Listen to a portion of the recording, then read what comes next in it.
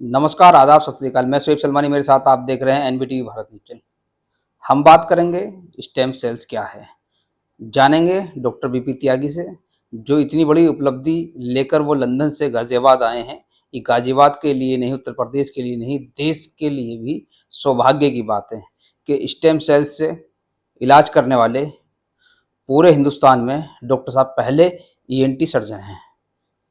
बात करेंगे उनसे किस तरीके से इस उपलब्धि को उन्होंने हासिल करी, अब किस तरीके से इसका जो इलाज है, उपचार है, वो लोगों तक पहुँचेगा। जी।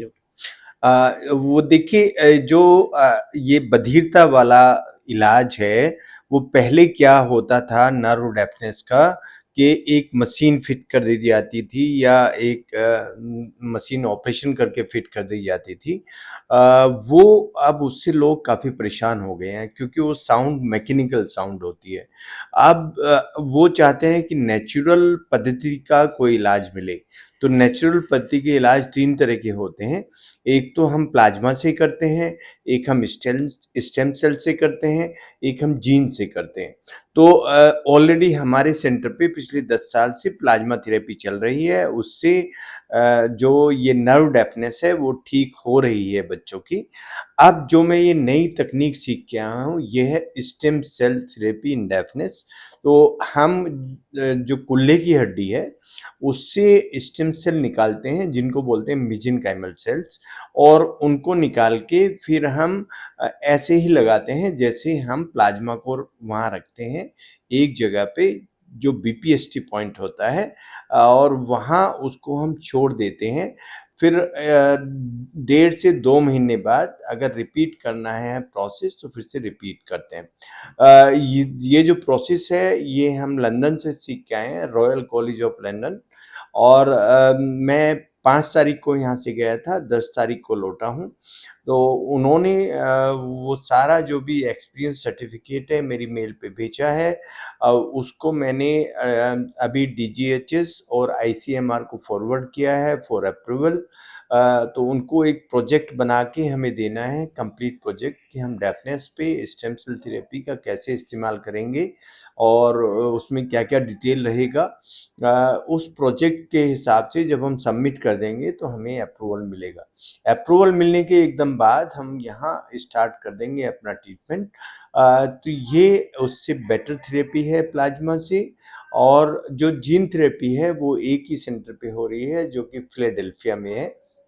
उस सेंटर पर करीब 25 बच्चों को इलाज जीन थेरेपी से कर चुके हैं। वहाँ भी ऑलरेडी मैं अप्लाई कर चुका हूँ। जैसे ही उनकी ओर से कोई कॉल आएगी तो मैं फिर वीज़ा के लिए अप्लाई करूँगा। तो ये 3 जो स्टेजेज़ मैंने बताई हैं, मैं चाहता हूँ कि ये इंडिया में सबसे पहले मेरे सेंटर पर आएँ और हम ये बताएँ लोगों को कि जो डेफनेस है, अब वो उसमें किसी मशीन की या मैकेनिकल वॉइस की ज़रूरत नहीं है। अब अगर हम नेचुरल मोड में जाएँगे तो वो लोगों को भी अच्छा लगेगा और वो होल लाइफ़ के लिए होता है, तो उसमें संतुष्टि भी रहती है। डॉक्टर साहब, लंदन के अलावा किन-किन देशों में जो है इस थेरेपी का उपयोग किया जाता है? अब वो देखिए, जो मेन कंट्रीज़ हैं वो ऑस्ट्रेलिया है, वो इंग्लैंड है, वो अमेरिका है, वो जापान है, और ना अपना चाइना है, जो इस थेरेपी पे काम कर रहा है। इस थेरेपी पे जो काम कर रहे हैं कंट्रीज़, उनकी जो लैब है वो बहुत सुंदर लैब है। सब मशीनें इम्पोर्टेड हैं, अच्छी मशीनें हैं। और जो उस लैब का एनवायरनमेंट है वो ऐसा लगता है सच में कि यहाँ जो ये ट्रीटमेंट किया जाएगा, इससे जिसको भी हम वो सेल देंगे उसको इन्फेक्शन नहीं होगा। क्योंकि इसमें इन्फेक्शन का ही मेन होता है कि अगर हम इंजेक्ट करते हुए उसमें इन्फेक्शन हो जाता है तो हमारा सारा ट्रीटमेंट फेल हो जाता है। तो ये सब चीज़ें, एनवायरनमेंट, वो सब हम देख कर आए हैं कि कैसे हम अच्छे से डेवलप कर सकते हैं अपनी लैब। और वो सारा अभी प्रोसेस में है। जो मेन कंट्रीज़ हैं उनका नाम मैंने बताया है, पर हमारे यहाँ जो आया है फर्स्ट टाइम, ये हम ही इसको सीख कर आए हैं। और यहाँ अभी कहीं इंडिया में स्टार्ट डेफनेस में नहीं हुआ है। सर बधिर बच्चों के लिए एक आपने इंजेक्शन भी इजाद किया था जो पूरे संसार में आप पहले डॉक्टर थे जो उससे बधिर बच्चों का इलाज करते थे।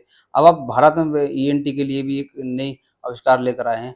ऐसा कितने रिकॉर्ड बनाने का लक्ष्य आपने रखा है? लगातार आप रिकॉर्ड पर रिकॉर्ड बनाते आ रहे हैं। नहीं देखिए, ये जो है मैं ये चाहता हूँ कि जो हमारी इस पैथी में नेचुरल से नेचुरल ट्रीटमेंट हो जाए।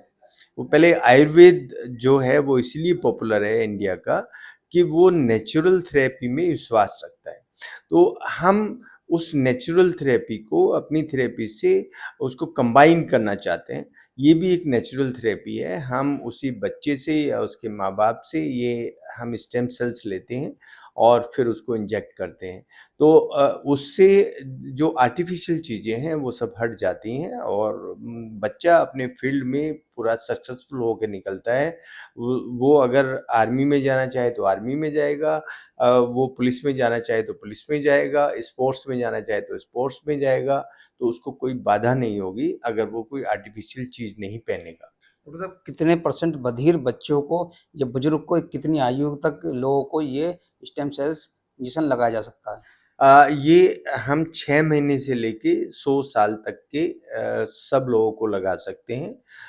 पर इसमें कुछ रेस्ट्रिक्शंस होती हैं, जैसे जो हमारे डायबिटिक पेशेंट हैं उनके लिए कुछ रेस्ट्रिक्शंस होती हैं, जो इम्यूनो कम्प्रोमाइज़ पेशेंट हैं उनके लिए होती हैं, जैसे कुछ गुर्दे के पेशेंट होते हैं या कुछ इ इस तरह की वायरल इन्फेक्शन वाले जो पेशेंट होते हैं। पर अभी जो अभी रिसेंट ट्रेंड आया है उसमें हम कैंसर जैसी बीमारी को भी इससे ठीक कर रहे हैं और 140 ऐसी बीमारी हैं जो हम स्टेम सेल से ठीक कर सकते हैं। क्या लगता है डॉक्टर साहब जिस तरीके से इससे इलाज होगा, आप ट्रेनिंग लंदन से लेकर आए हैं, गाज़ियाबाद में जो है आपसे इलाज करेंगे, इसका कुछ साइड इफ़ेक्ट भी है या नहीं? नहीं, इसका कोई साइड इफ़ेक्ट नहीं है, ये ऑटोलॉगस ट्रीटमेंट है। वो क्योंकि उसी व्यक्ति से हम सेल ले रहे हैं, उसी को लगा रहे हैं, तो कोई इसका बैड इफ़ेक्ट नहीं है।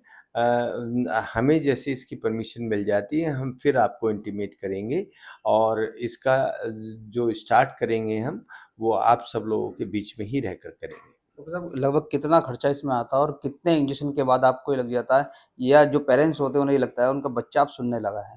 वो देखिए कम से कम इसमें 6 इंजेक्शन की ज़रूरत होती है और इसमें जो खर्चा आता है वो करीब आप मान के चलें कि 12 से 15 लाख के बीच का आता है। पर उसको हम डिवाइड कर देते हैं पर इंजेक्शन।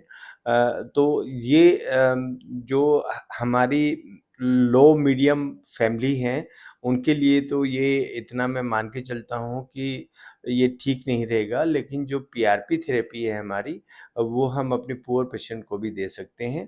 पर जो हायर ग्रुप है अगर वो इसको लेना चाहता है, तो वो हमारे सेंटर पर आकर ले सकता है। ये डॉक्टर साहब क्या इस तरीके से कि इतनी बड़ी जनसंख्या वाला हमारा देश है, तो क्या कुछ और लोग भी जो आपसे सीखना चाहें, आप उन्हें ट्रेंड कर पाएँगे इसके लिए? हाँ, मैं जो पीआरपी है उसको भी यहाँ सिखा रहा हूँ लोगों को और आने वाले टाइम में इसको भी मैं अपने साथ जितने मेरे जूनियर कलीग होंगे उनको सिखाऊँगा। उनसे कोई फ़ीस नहीं ली जाएगी। मैं ये चाहता हूँ कि जितने भी बधिर हमारे यहाँ बच्चे हैं या जो भी यंग एडल्ट हैं, वो इसके द्वारा ठीक हों। क्या जो डॉक्टर साहब एक बड़ी लंबी समस्या अलका याग्निक जी को आ रही थी, क्या इससे वो ठीक हो सकती है? अलका याग्निक जी अगर चाहें तो वो ठीक हो सकती हैं। उनके पास हमने यहाँ से मैसेज डलवाए हैं, जो सडन एसएनएचएल होता है उसमें इसका काफ़ी अच्छा रोल है। पर उनको ये देखना पड़ेगा कि उनका ओ ग्रुप तो नहीं है। ओ ग्रुप में थोड़ी-सी परेशानी होती है और सबको हम आराम से मैनेज कर सकते हैं। ये थे हमारे साथ डॉक्टर बृजपाल सिंह त्यागी जिन्होंने लगातार जो है देश में नहीं पूरे देश में पूरी दुनिया में जो है ईएनटी के क्षेत्र में अपना नाम किया है और ये गाजियाबाद के लिए भी सौभाग्य की बात है। पहले पीआरपी से ऐसा इंजेक्शन ईजाद किया जो पीआरपी से जो बधिर बच्चों का इलाज करता था। अब वो पूरे संसार में डॉक्टर साहब एक लौते डॉक्टर हैं। अब पूरे भारत में डॉक्टर साहब ईएनटी के क्षेत्र में स्टेम सेल्स थेरेपी लेकर आए हैं जो लंदन से सीख कर आए हैं वो। उससे भी वो आगे इलाज करेंगे। कुछ प्रक्रिया हैं, कानूनी प्रक्रिया हैं, उन्हें पूरा करने के बाद गाज़ियाबाद के लोगों को, पूरे देश के, भारत के लोगों को उसका सौभाग्य मिलेगा, उससे इलाज हो पाएगा। लगातार नई-नई टेक्नोलॉजी के जो है डॉक्टर साहब लेकर आ रहे हैं, ये गाज़ियाबाद के लोगों के लिए भी सौभाग्य की बात है कि ऐसे डॉक्टर हमारे गाज़ियाबाद के हैं। कैमरामैन अशोक कुमार के साथ मैं शुएब सलमानी, एनबीटी भारत न्यूज़, धन्यवाद।